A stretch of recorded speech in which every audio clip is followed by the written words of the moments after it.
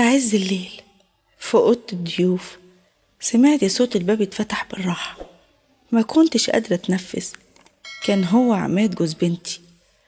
همسله وقال لي نادية مش قادر، عايزك ومش قادر أبعد أكتر من كده. مد إيده ناحية جسمي اللي كان مولع نار. ازيكم يا أحلى متابعين، قصة جديدة ركزوا معايا قوي فيها وما تنسوش تدعمونا بلايك والاشتراك في القناة. صاحبة القصة بتقول: أنا نادية 38 سنة، متجوزة من يوسف عنده 50 سنة، ما عنديش غير بنت واحدة هنا. هو متجوزة وراجلها بيحبها قوي ومهنيها قوي قوي. عايشة أنا وجوزي يوسف اللي كبر والمرض اتمكن منه. عماد ده كان نعمة الابن، ده اللي كنا يعني شايفينه منه.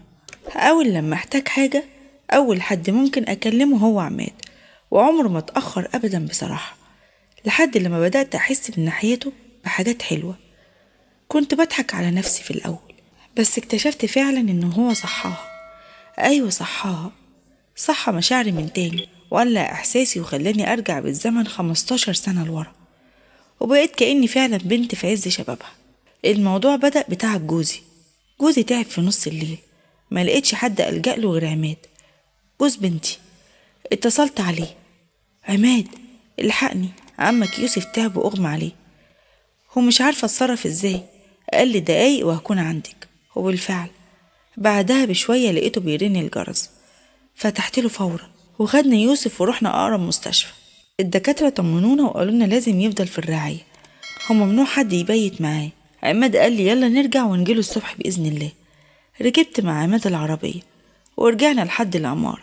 قال لي تحبي أوصلك لفوق؟ قلت له لأ كتر خيرك، روح انت يلا لهنا علشان تطمنها وما تبقاش لوحدها.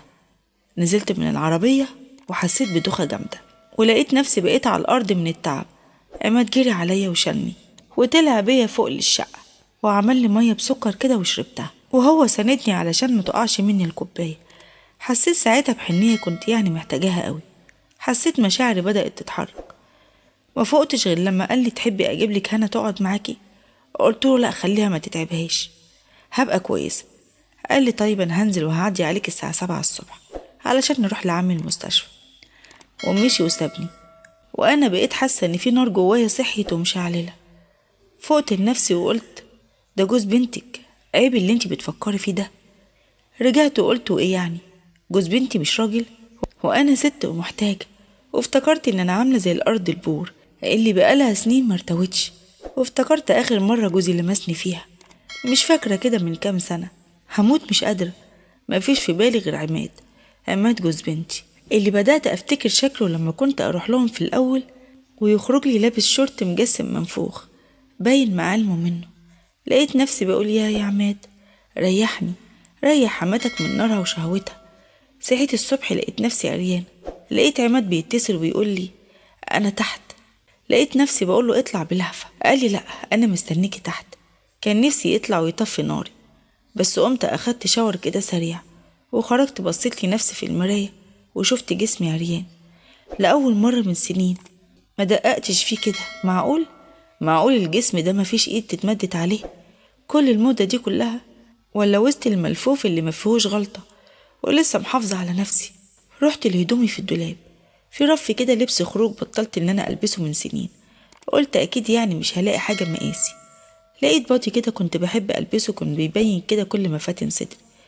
قلت اقيسه يعني، لقيته زي ما هو كده عليا، ما تخنتش ولا خسيت ولا اي حاجة، لسه جسمي مقسم زي ما هو وصدري باين كده ومعالمه منه، خصوصا ان لبست برا خفيف كده ومفتوح من الصدر. مش هينفع البس بنطلون شكلي يعني مش هيبقى لطيف. ايدي جت على جيبة كانت عندي قماشتها طرية كنت بحب البسها قوي زمان. لبستها ولبست طرحتي ونزلت. حسيت ان عماد ساعتها عينه كانت عليا ما اتشالتش. قال لي معقول اول مرة اشوفك بلبس خروج كده، دايما تخرجي بالعبايات؟ قلت له ايه رأيك بقى؟ لقيته بيقول لي بصراحة زي القمر. كنت فرحان قوي بكلمته ديت وحسيت ان مشاعري اتحركت ونسيت ان هو جوز بنتي.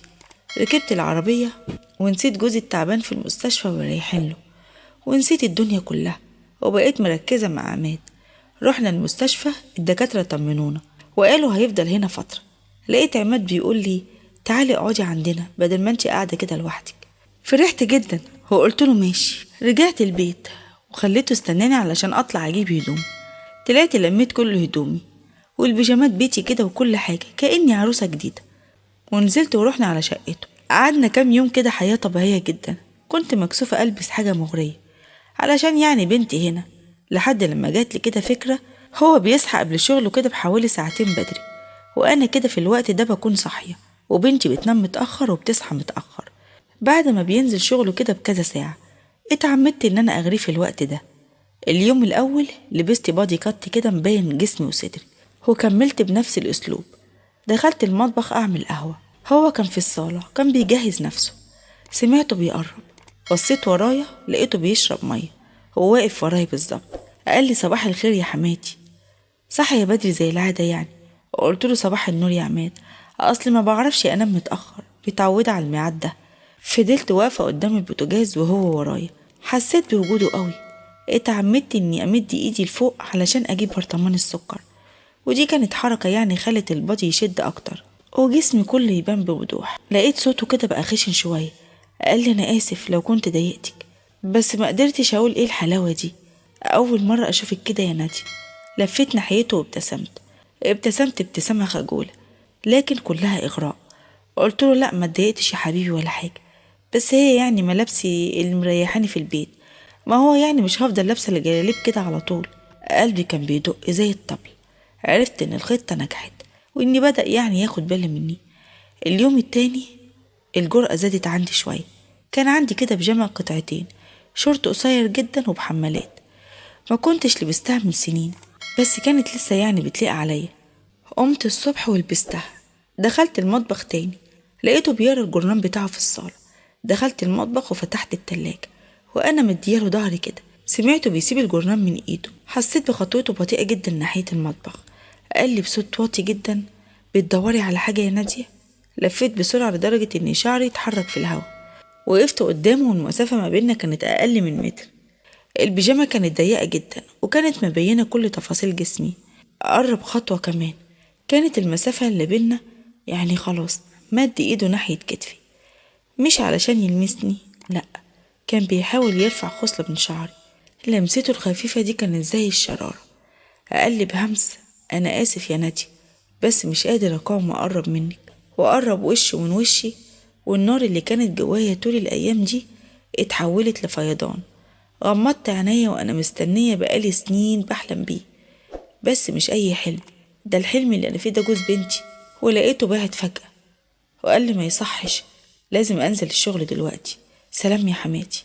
خرج بسرعة من الشقة سابني واقفة مكاني، أنفاسي السريعة وجسمي كله بيترعش. وقلت لنفسي هو أنا كده خلاص مش عاجباه؟ بعدين افتكرت لمسة ايده ونظرته المشتعلة. عرفت انها مسألة وقت مش اكتر. ما قدرتش انام، كنت بفتكر كل لحظة بينا. ايدي راحت على جسمي تاني، لكن المرة دي كان الاحتياج اكبر. كانت الشهوة مولعة بعماد. ما عرفتش انام طول الليل خالص. كل حتة في جسمي كانت بتنادي باسم عماد، زي الارض العطشانة بقالها سنين وبتستنى الشتاء. افتكرت لما سابني ومشي الصبح، حلفت لنفسي اني لازم اكسر الحاجز ده الصبح او حتى قبل الصبح. ما كنتش لابسة اي حاجة تقريبا تحت البيجامة، وكنت بتقلب في السرير بتاع اوضة الضيوف. فجأة سمعت صوت خفيف كده، الباب اتفتح. افتكرتها هنا، بس هنا نايمة في اوضتها نوم تقيل. ببص لقيت اللي بيقول لي نادية انت صاحية؟ طلع عماد. قلبي نط من مكاني. رفعت راسي من على المخدة وقال لي نادية انت نايمة؟ وقمت من مكاني. قرب مني، لف دراعه حواليني وشدني ليه. حسيت بكل تفاصيل جسمه، حسيت بحاجة ناشفة كبيرة جدا بتضغط عليا. وساعتها ما بقاش في أي تفكير، ولا في بنتي هنا ولا في العيان جوزي ولا حتى في الدنيا كلها. كنت أنا وعماد وبس والنار اللي ولعناها. وبعدين بقى كمل معايا. كانت ليلة مش ممكن أبدا إنها تتنسي، ليلة ما كنتش فاكرة إني ممكن أعيشها في يوم من الأيام. صحيت الصبح على صوت المنبه بتاع عماد وهو بيقوم علشان الشغل بتاعه. كنت أنا وهو في أوضة الضيوف. كنت حاسة إن جسمي كله مكسر، بس في نفس الوقت طايرة من الفرحة. وأول لما شفته بيلبس بسرعة مسكت إيده وشدته ناحيتي. قلت له بدلع كده ريح فين يا حبيبي، لسه بدري. بصلي بنظرة كده مش هتفارقني طول عمري. كانت نظرة كده فيها خليط من الشوق والندم. يا دوب الحق قبل هنا ما تصحى، لو شافتنا كده هتبقى كارثة. قلت له خلاص يا روحي، بس ما تنساش اني بقيت مراتك. قال لي هنتقابل تاني بس اول ما هنا تنام، بس قومي دلوقتي بس البسي هدومك بسرعة. ولبست بيجامتي وخرجت من الأوضة زي ما يكون كده ما حصلش أي حاجة. ريحة عماد لسه في الأوضة ولسه حاسة بدفء جسمه. الأيام اللي فاتت دي كانت غريبة جدا، بقيت عايشة حياة مزدوجة. قدام هنا كنت الحمى اللي جاية تقعد جنب بنتها علشان وحيدة، وراجلها تعبان ومحجوز في المستشفى. وقدام عماد كنت العشقة المراهقة اللي بتطفي نار السنين. كانت علاقتنا بتزيد. المواعيد السرية بقينا نستنى بالليل لما هنا تنام علشان نتقابل في أوضة الضيوف، أو نبعت لبعض رسائل كده على التليفون. وأول لما هنا تروح في النوم كنت أقوم ألبس هدوم مغرية كده، مرة شورت قصير، مرة روب ستان شفاف. كان عماد كل يوم بيقع في حبي من أول وجديد. وبقيت بهتم بنفسي بطريقة يعني جنونية، أحط ميك اب خفيف، أعمل شعري، ألبس هدوم ضيقة تبرز مفاتني. هناء ساعتها لحظة التغيير قالت لي إيه يا ماما الحلاوة دي كلها، ما شاء الله شكلك أصغر 10 سنين، ده أنا العروسة المفروض أعمل كده. قلت لها يا بنتي أنا أصلا ما شفتش الراحة ديت غير وأنا قاعدة جنبكم هنا. الحمد لله النفسية مرتاحة. عماد كان بيبصلي في اللحظة دي بنظرة تخلي جسمي يسخن. وبعد أسبوعين من العيشة في شقة هنا قررنا إن احنا نروح نشوف يوسف في المستشفى. ركبت العربية مع عماد، كنت لابسة فستان ضيق كده شوية بيجسم وسطي. قال لي بهمس كده ايه الفستان ده انت هتموتي الناس من جمالك. أثناء الزيارة الدكاترة قالوا إن يوسف هيخرج خلال أيام علشان يعني حالته مستقر، بس محتاج رعاية كاملة في البيت. الخبر نزل عليا زي الصاعقة. طب احنا هنعمل ايه؟ وعلاقتنا اللي في السر دي هتنتهي؟ هنرجع للعطش تاني؟ وبقيت مش عارفة أعمل ايه. حسيت في اللحظة دي إن أنا هرجع تاني للوحدة والحرمان. بس في ساعتها لقيت عماد بيبصلي، حسيت إن هو بيطمني ويقولي ما تخافيش أنا مش هسيبك وهفضل جنبك. في اللحظة دي عيني دمعت، بس مش على جوزي العيان، لأ، على فراقي، على فراقي لعماد. أنا بجد يعني مش عايزة أسيب عماد، أنا حاسة إن أنا بحبه جدا ومش هقدر أعيش من غيره، ومش عارفة بجد أعمل إيه. يعني هنتقابل إزاي في السر، ولا هنعمل مع بعض الكلام ده إزاي؟